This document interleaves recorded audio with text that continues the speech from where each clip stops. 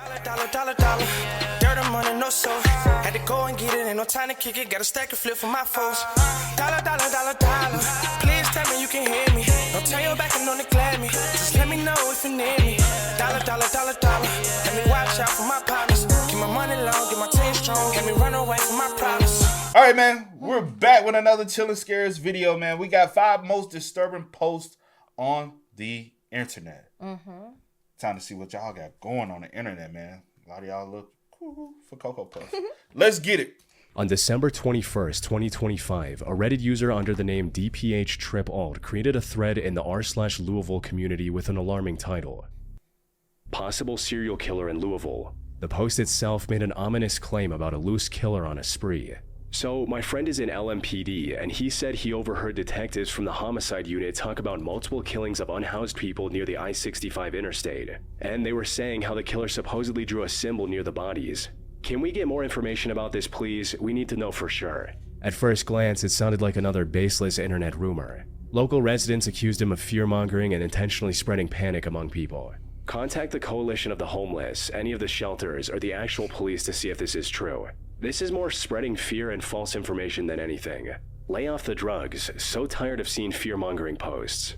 In fact, the Louisville Police Department was notified of the post as well, but after reviewing it, they found nothing that matched an open case or any record of a recent killing. DPH_alt's account didn't offer much of an explanation either. There was almost no posting history beyond a string of entries about trips on Benadryl, the drug his username was referencing. So, to most people who came across the post, the obvious explanation was that this was just a guy rambling through a drug-induced haze. But there was one problem with that explanation. How does someone supposedly out of his mind on over-the-counter medication describe a killing that hadn't even happened yet, down to the interstate and the detail as specific as symbols marked near the victim's body? Because just 4 days later, on December 25th, 2025, a homeless man was attacked from behind and stabbed near the 2500 block of Crittenden Drive right along I can't even hear. See, what you say? Body. Because just 4 days later, on December 25th, 2025, a homeless man was attacked from behind and stabbed near the 2500 block of Crittenden Drive right along I-65, the same interstate mentioned in the post. Luckily, he survived and was able to give police one important detail about his attacker. The man had fled the scene on an electric scooter. On its own, the attack wasn't enough to connect back to the strange Reddit post from days earlier, but that would change in less than 24 hours. In the early hours of December 26, 2025, Louisville Metro Police were called to a wooded area near the same stretch of Crittenden Drive. There, they found the body of a homeless man named Michael Howard. Michael's body showed signs of severe violence, with several parts of his body deliberately removed. Yet, even more unsettling were the symbols officers found marked into his skin, the exact detail described in the Reddit post just 4 days earlier. The police were beginning to notice a pattern. They began investigating Louisville's unhoused community. Several people described recent encounters with a young white man who regularly wandered the area wearing black tactical-style clothing. According to those who had crossed paths with him, he would harass unhoused people and was often seen riding an electric scooter. At first, those reports didn't point to any one individual, until one officer came forward with an interesting detail. Months earlier, while responding to an unrelated traffic collision, he had encountered a man who matched that unusual description almost exactly. Detectives revisited the body cam footage of this interaction, which led them to 21-year-old Michael Ristov. And as investigators dug into Michael Ristov's background, what they found only made him more suspicious. Both local and federal authorities had encountered him before. Investigators also uncovered reports that Michael was fascinated with serial killers, had previously harmed animals, and had even spoken about wanting to hunt homeless people. While the discoveries were unsettling, none of them proved Michael had actually committed either attack. Over the next few weeks, police began reviewing surveillance footage from nearby businesses, analyzed cell phone location data, and reconstructed his whereabouts during the days surrounding both attacks. What they found was enough to narrow the gap between suspicion and proof. According to police, Michael's phone had traveled through the area where victim Michael Howard was killed and where the surviving stabbing victim had been attacked. With the prime suspect, the detectives turned to the post that had started all of this. They subpoenaed Reddit for information connected to the anonymous account. The response brought them to an IP address linked to Michael Ristov's home in West Whitney Avenue, a few miles from where Howard's body was found. On March 7, 2026, investigators executed a search warrant at his residence. During this search, they recovered several electronic devices, including the scooter witnesses had reportedly described, and a backpack believed to have been used around the time of the attacks. Investigators also found a disturbing photograph in Michael's iCloud that appeared to show part of Michael Howard's remains. Around the same time, DNA testing on the backpack confirmed hints of Michael Howard's DNA. At that point, investigators had moved well beyond suspicion. They had surveillance footage, cell phone records, DNA evidence, digital evidence, and the anonymous Reddit account traced back to Michael Ristov's home. On May 13, 2026, a grand jury officially charged Michael with murder. The following day, on May 14th, members of the Louisville Metro Police and the department's SWAT team surrounded Michael Ristov's home to serve the arrest warrant. At around 1 p.m., officers announced their presence and attempted to take him into custody. But instead of surrendering, Michael barricaded himself inside. He was heavily armed and prepared, which meant he had been expecting this. A standoff with SWAT officers followed, lasting hours. Police deployed chemical agents and remotely operated equipment in an attempt to force him out. But instead of coming out, Michael made an unusual call to 911 to explain exactly how he believed the confrontation would end. 911, Operator Miller, where is your emergency? Yeah, so I'm being swatted at my residence. My name is Michael Ristov. I'm having a shootout with the SWAT team of your department. I am not surrendering. I am going to die. What is the address to where you are? In West Whitney Avenue. West Whitney Avenue. What's your name? Michael Ristov. H-R-I-S-T-O-V. Not long after, the standoff came to an end. A SWAT officer fired a single shot, and that was it. With the immediate danger over, police searched the house one final time and recovered loads of tactical equipment, but nothing that answered perhaps the biggest question left in the case. Who had made the Reddit post, and why? Looking back, the person behind the post had known those details because he was the one planning them. The Reddit user was Michael Ristov. He likely did it because he wanted fame for the murders without revealing that he was the one behind them. By posing as an unsuspecting observer who had simply noticed a pattern, he could anonymously generate interest in his own crimes and watch as people began discussing them. And for someone who is already fascinated with serial killers and had shown interest in other violent criminals, that was likely the point. He wanted the same kind of notoriety and fear that the people he studied had gotten, and the Reddit post was his way of building that while staying hidden behind it. Man, you know how sad that is, bro? What you said? Just people, just because of their situation doesn't mean you need to harm them. It just makes no sense, man. Those just purely innocent individuals. And you felt as though at 21? But you want me to tell you, 9 times out of 10, he showed signs way before. Yeah, because I said harming animals. Well, I'm saying his family probably knew and seen the signs and just, he's just being a boy. You know, there's nothing.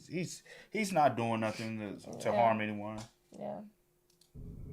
On December 14th, 2013, a 48-year-old man from Port Washington, New York, uploaded a photograph to Facebook. The image showed the trunk of his car packed with fuel cans and propane tanks, and the caption read, "If you're gonna go out with a bang, might as well do it right with 25 gallons of gas and 40 pounds of propane."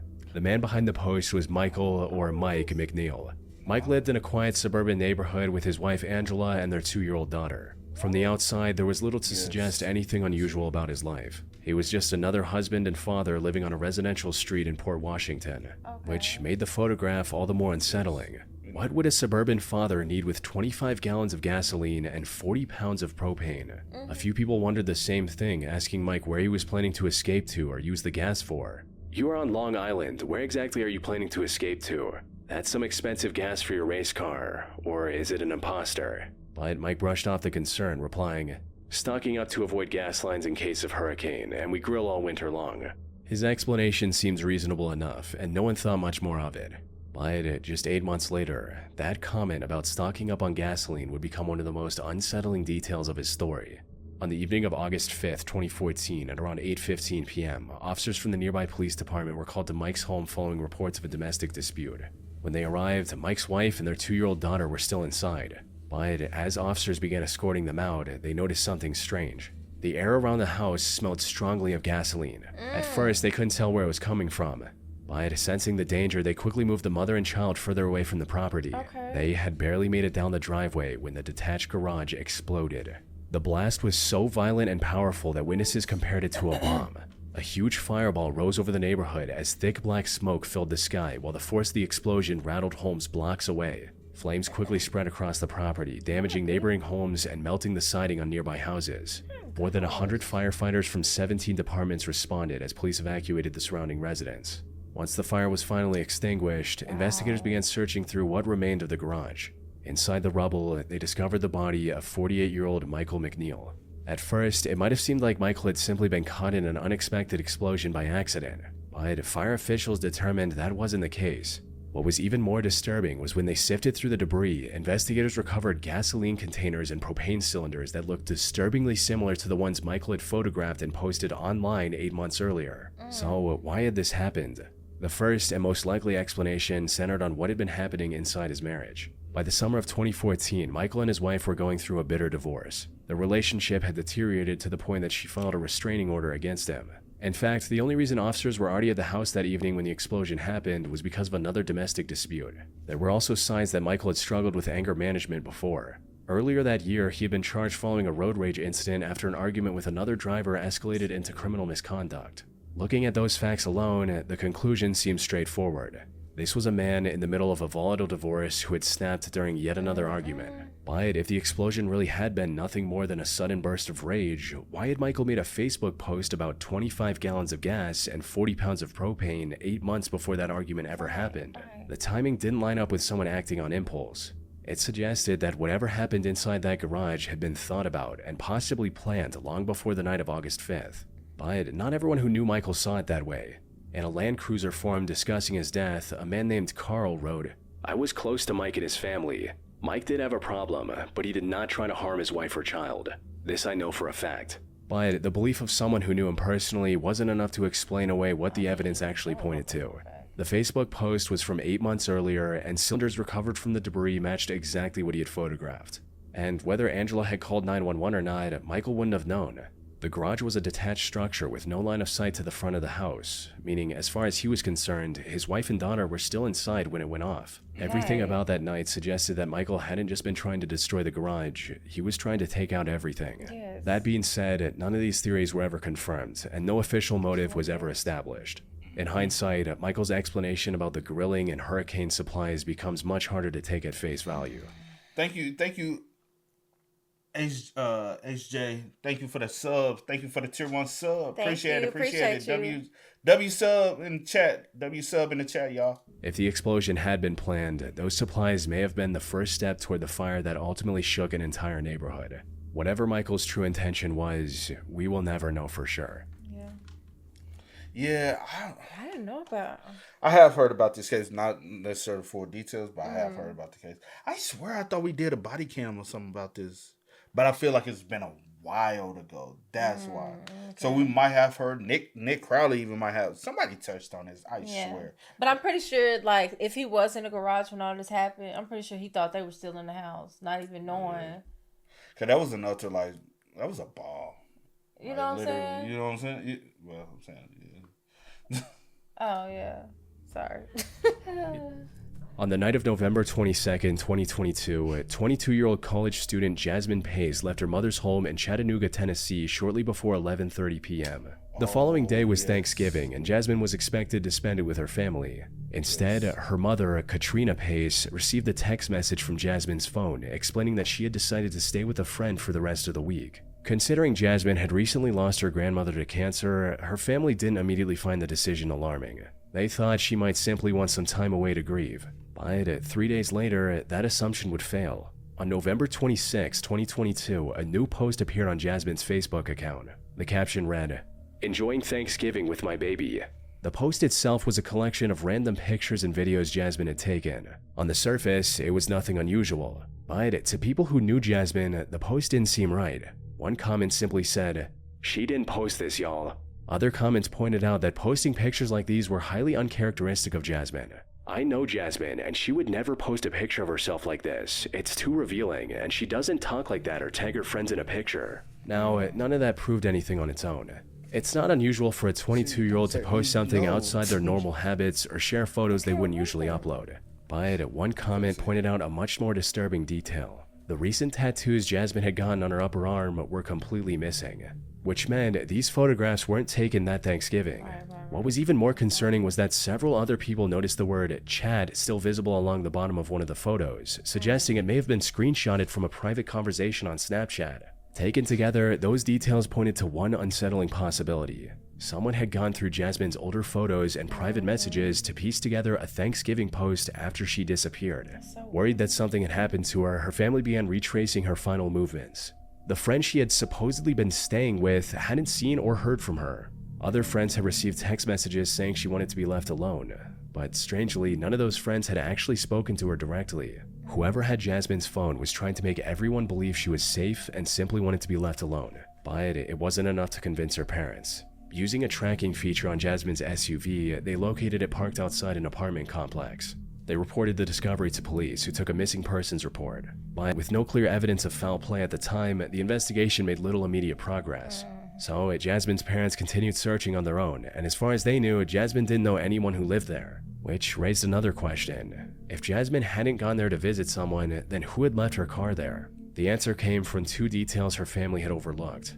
A location pin Jasmine had sent shortly before she disappeared, and phone records showing she had spent more than an hour speaking with a phone number her family didn't recognize the day before she vanished. Both details eventually led them to apartment number 210. It belonged to Jason Shen, a computer science student Jasmine had recently been seeing. When Jasmine's mother entered the apartment, she didn't have to search for long before realizing something was terribly wrong. Jasmine's travel bag was sitting on the kitchen counter, and her driver's license and credit cards had been left behind in a drawer. Now, leaving behind a driver's license and credit cards alone in an empty apartment didn't necessarily mean Jasmine hadn't left voluntarily.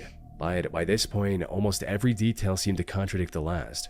Jasmine was supposedly staying with a friend who hadn't seen her. Her SUV had been left outside an apartment she had no connection to. And the only signs she was safe were messages no one could confirm she had actually sent. Police, meanwhile, had secured the apartment and later returned with a search warrant. Unfortunately, every room they searched only made the situation worse. There was blood on the hardwood floors, between the bathroom tiles, and soaked into the bedroom carpet. Investigators also found large quantities of cleaning supplies and empty trash bags, suggesting someone had spent considerable time trying to clean the apartment. But the strongest evidence came only moments later. Investigators recovered a knife from Jason's bedroom, and bloodied clothing discarded near a dumpster outside his apartment. It was clear some sort of altercation had taken place involving a knife. And when investigators sprayed the apartment with Blue Star, a chemical that reveals traces of cleaned up blood, the entire hallway lit up. Sadly, with that amount of blood, it was becoming more and more likely that Jasmine hadn't survived. Over the next several days, more and more evidence kept coming out revealing what had happened after Jasmine arrived at Jason's apartment. Surveillance footage showed Jasmine's car around midnight on the 22nd. Later, it was driven away by someone noticeably taller than her, heading toward the same apartment complex where her parents had found it parked.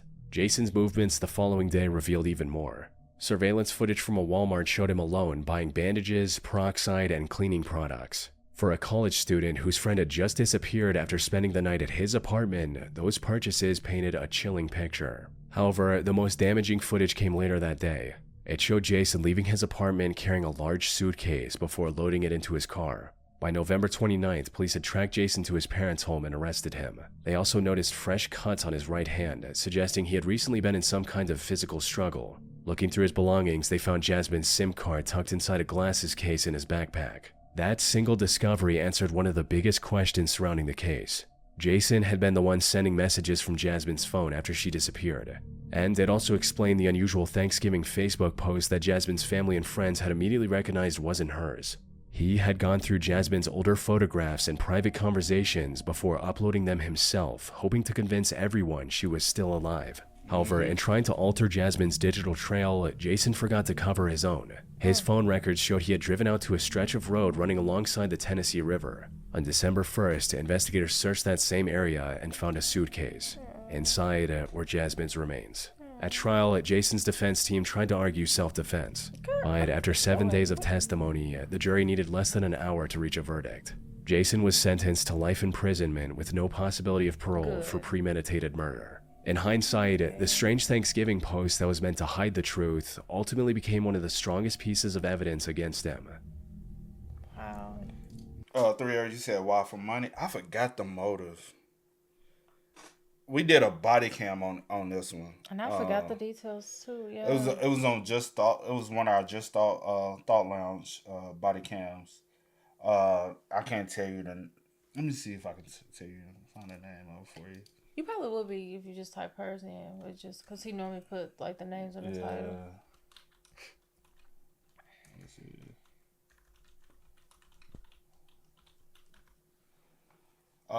It's the bizarre Facebook post led detectives to a shocking discovery: the murder of Jasmine Pace. But yeah, we did a Just Thought Lounge video on this one a while ago. Either earlier this year or last year. I can't 100% remember pinpoint, but we did do a body cam on that, and it covers all the details, the motive, and possibly the reason why and everything. And it was something about the bedroom. I don't know if she was trying to break up with him. I can't remember. I can't remember. But yeah, definitely check it out. More details. Yeah, way deeper. I think the family tried to help him. On May 8th, 2013, a user by the name Emily C. made a post on Yelp about her missing friend, stating, "My friend Maribel Ramos has been missing since Thursday, May 2nd. She was last seen at her apartment in Orange, California. Please help her family, friends, and I to find her. If you have any information as to her whereabouts, please call Detective Ramirez or Orange Police Watch Commander. Please share the link with your friends and family. We need all the help we can get." The post quickly gained traction online as dozens of users started responding with concern and support. Some of them knew her personally. "I met Maribel many times at the dog park. She is so sweet and I admire her accomplishments. I was horrified to see her missing person post. Shocked me." Others had found out about her through news channels. "Wow, I just saw the article on ABC7, praying for everything to turn out okay." But what no one knew at the time was that among the dozens of people commenting on the thread was someone directly responsible for Maribel's disappearance. Maribel Ramos was a 36-year-old woman. She was a U.S. Army veteran and had served for 8 years, including 2 combat tours in Iraq. She was about to graduate from Cal State Fullerton with a degree in criminal justice in the spring of 2013. But exactly 24 days before her commencement ceremony, she suddenly disappeared without a trace. 11 days before she went missing, Maribel made a phone call to 911. In hindsight, what she said on that call was her first cry for help. Then, on the evening of May 2nd, 2013, a security camera captured Maribel dropping off her rent check at her apartment's leasing office. It was the last time anyone saw her, and she was reported missing the next day on May 3rd, 2013.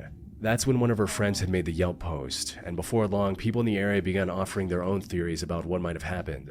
One user, MB, who lived just a few blocks from Maribel's apartment, left a comment raising concerns about the safety of the neighborhood, saying, "I read true crime voraciously, watch forensic files, and have attended a citizens police academy.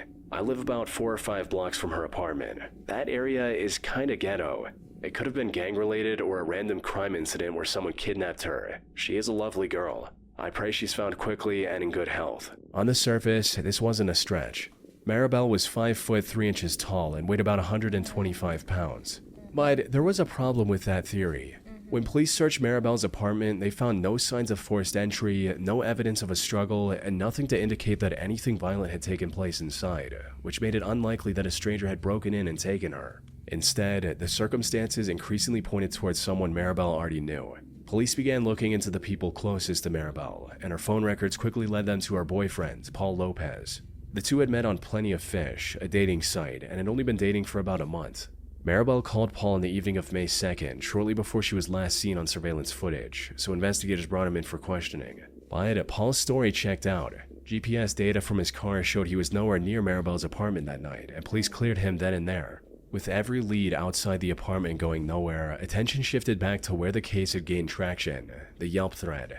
While police had been working through suspects, the comment section beneath Emily's post had continued to grow, and people had already started noticing something. One commenter going by the name KCK had been drawing attention from several users. He appeared unusually insistent on proving how close he and Maribel were, even though nobody had questioned him about it. He wrote, "She is my BFF and my only family. She is absolutely the best woman I ever met. We had so much fun together. I miss her so much. She always knew that I will give my life for her without any hesitation." On its own, the comment could have been written off as a friend in distress. But one user, Grant D, noticed something disturbing about the way KC had worded it. "Am I the only one finding it odd that this KC posted here and used past tense to refer to Maribel? We had, she always knew, as opposed to we have or she knows." Right. However, Casey quickly clarified why he had used that tense. "Grant, thanks for correcting my grammar. That is my second language, and I still need help with that time to time." But MB, the same local user who had earlier suggested Maribel might have been the victim of a random crime, pointed out something else. What? Casey's profile picture. It showed Casey and Maribel together, with Maribel leaning closely against him. For someone who had publicly described themselves as just friends, MB found the photo unsettling. MB wrote, "Sorry, Mr. Casey, but the picture you use as your Yelp profile picture is kind of disturbing. I thought I heard you say on television that you loved Maribel, but you were just friends. I also read that her boyfriend was waiting for her along with her family at the softball game, so I find that picture a little disconcerting." Individually, none of these details proved anything, but viewed together, they painted a different picture of how Casey seemed to view his relationship with Maribel. Casey, meanwhile, defended the photo, saying he saw nothing wrong with using a picture of himself with someone he loved.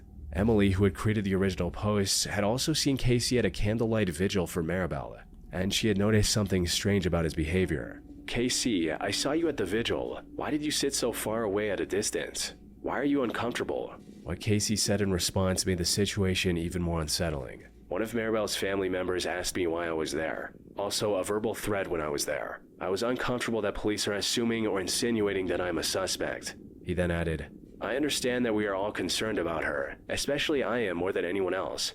Yes, she is my only family and I will give my life for her. Is that love? People can assume all they want and express their opinion."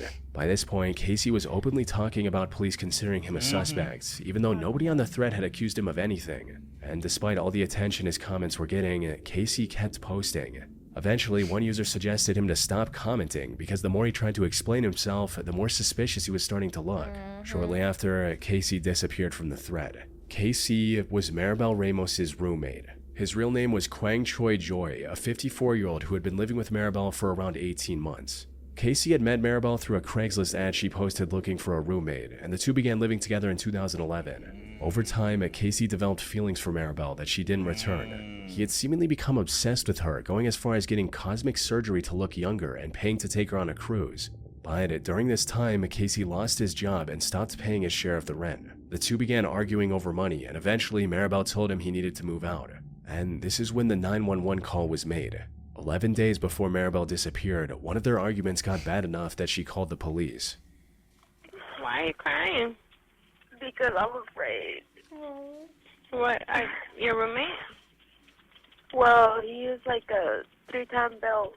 He's Korean, so he's an older gentleman. But we had a discussion tonight, and I honestly felt like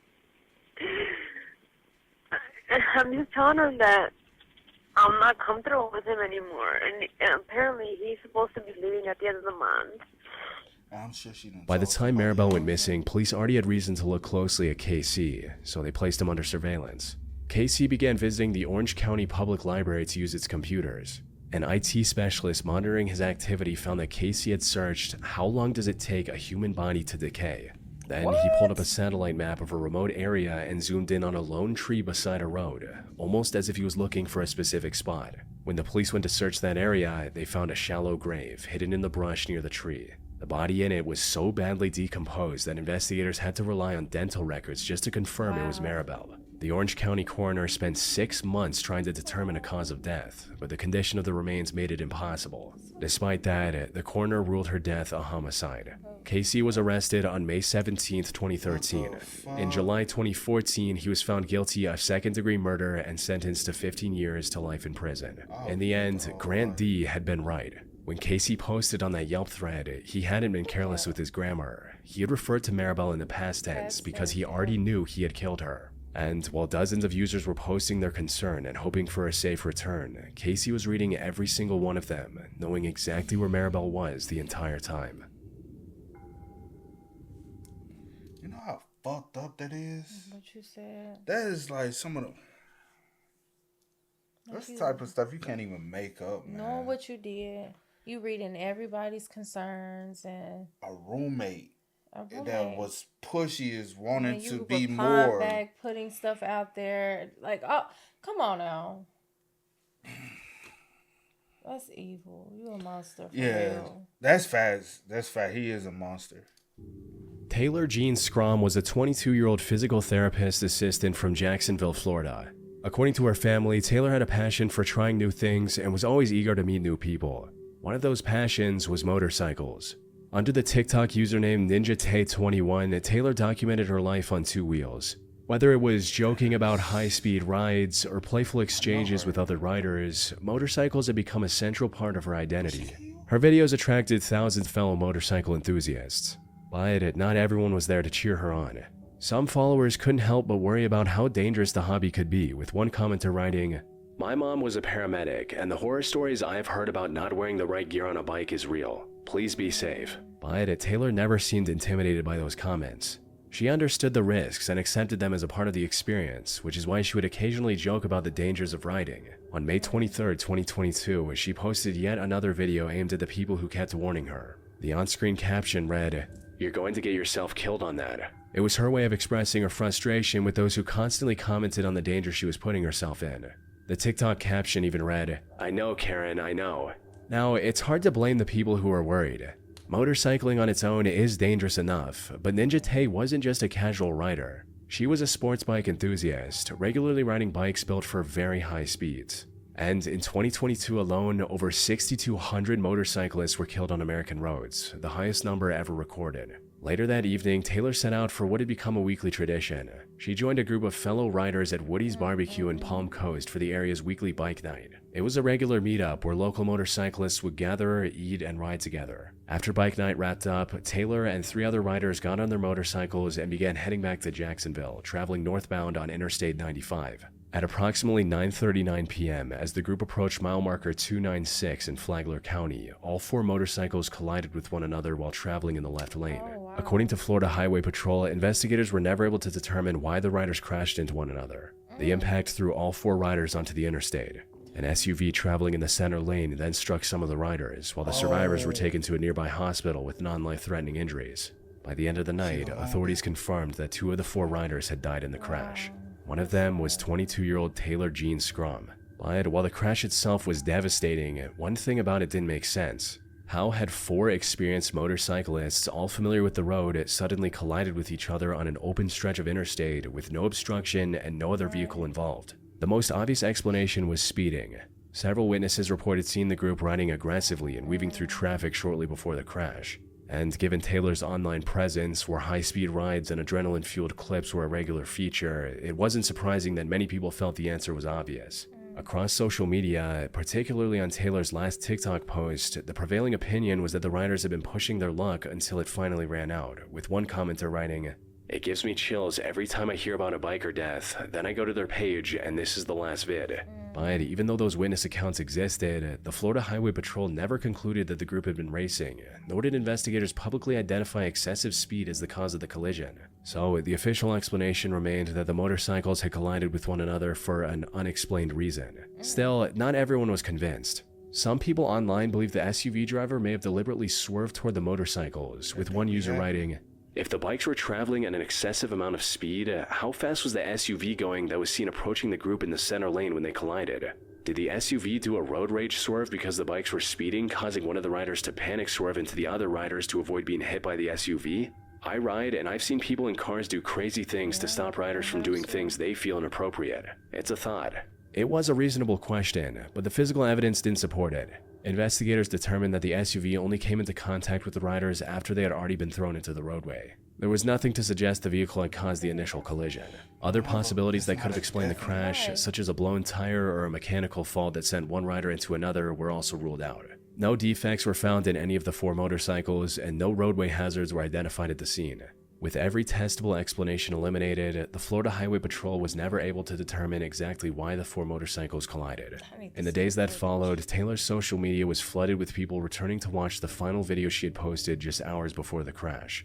What had once been a lighthearted joke aimed at the people warning her was now being watched as something else entirely. A memorial for Taylor Jean Scrum was held on June 17, 2022 at McDonald Funeral Home in Rock Falls, Illinois. Her final TikTok post remains on her page to this day. That's sad. Especially for that to be your last post. Yup. And then That happened. And then it happens. Yeah. Ugh, yeah. I wonder, did they fully investigate? I mean, I guess they did their job. I don't know.